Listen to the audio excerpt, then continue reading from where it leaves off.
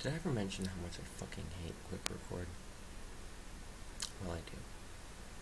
Anyway, just recorded a 10-minute video, so I'm gonna try to do this again with the same sort of enthusiasm, but, yeah. So, first of all, updates video coming soon. I want to cover all the projects I'm working on. I'd like you guys to ask me questions as well. I get a lot of questions in general anyway, but I'm going to answer a bunch of the ones I've received while I've been offline. I will answer text-wise as well. I'm not just going to use your questions as video fodder. That is the ones that have been left before. But I finally have a stable internet connection again. I've been surviving the financial turmoil in the last little while. I've got a job, luckily, and around April I found it in the nick of time. I was struggling there for a bit because I was out of work, had a seasonal job, and was waiting for it to start up again, blah blah blah. So didn't take the seasonal thing up again, even though it's much better, much higher paying, but it's now dried up again, and so kept the $9 job.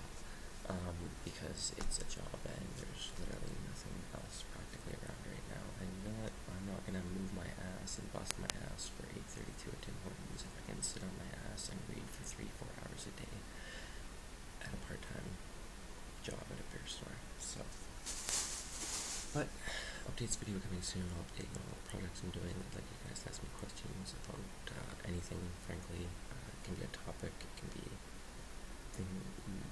what do I truly think about X subject, whatever, because I'll include that in the updates video, so people that ask those questions can have a reference point, just go there, and not that I don't like answering questions, but yeah, I get some of the same questions quite a bit. So this video is about food. I just wanted to quickly show you guys that while food prices have gone up dramatically, and while food is an important issue all around the world, especially in poorer countries, those of you, and it has gone up in Canada, but those of you in the Western world and in Western Canada,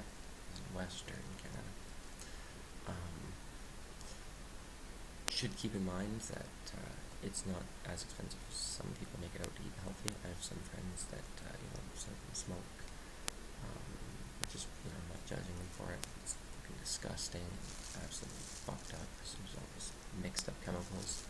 At least, even a fucking crackhead would be like, what the fuck, man, what's that in my crack?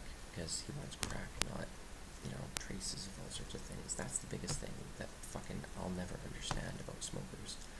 I understand continuing to smoke, but when you first start smoking, you're putting thousands of different chemicals in your body, that's fucking crazy. Anyway, I have a friend that lives right down the road from the produce store, and I bug him to go. Finally, he lives in that area, maybe he will, but I think a lot of my peers act like it's expensive to eat healthy, and they can't eat healthy. Well, that's nonsense. The other day, I carried home 5 heavy bags of food, including bread, butter, 2 bunches of kale, all sorts of spinach, whatever, for $19.91. Today, I spent $12, and here's what I got. Giant bag of peppers. 2 bundles of these, 70 cents. 70 cents to put some of the most nutrient-dense food in your body. That's expensive. 74 cents, actually. I'm sorry. How bad of me for exaggerating. Would you call that de-exaggerating? No, just kidding. That's retarded. Apples. Also quite cheap. I almost bought a bunch of American apples and then I realized, oops. Where's the other stuff? There's more spinach down there. Big ass head of lettuce. And what I didn't show you is a nice, decent block of butter. Not all this stuff is guaranteed organic, and as important as it is to eat organically, sometimes it's more important to eat locally rather than organically. I would encourage you all to read this book. It's called Deep Economy. It's by Bill McKibben. It's an excellent book. Covers local food and the environment and the economy and how these things tie in together. The name itself, deep economy, is actually play on the phrase deep ecology, which is a branch of ecology that recognizes that, well, the only way to really manage an ecosystem or a group of ecosystems and do proper ecology is to focus on how much they need, as in, a lot of people think that we can preserve small spaces and such, and that will be enough for nature, and that's frankly not true. Deep ecology is not just, super ecology, it's literally the understanding that for ecosystems to thrive, they need to be maintained properly, and a lot of the current beliefs about how you could maintain an ecosystem are nonsense, and preserving little patches and strips of wilderness is not proper ecology. It's not going to lead to a future we can actually call sustainable on a planet we can actually live on for any great significant amount of time. And deep ecology recognizes how far we've moved away from being in symbiosis to a degree with the Earth. We're never going to be totally in symbiosis, don't get me wrong, but we can have our wastes be more natural and feed into the grid. In this case, the grid of bacteria and various fungi that make up the skin of the Earth, basically, that all life forms depend on. Millions of life forms and billions, including all the little ones in the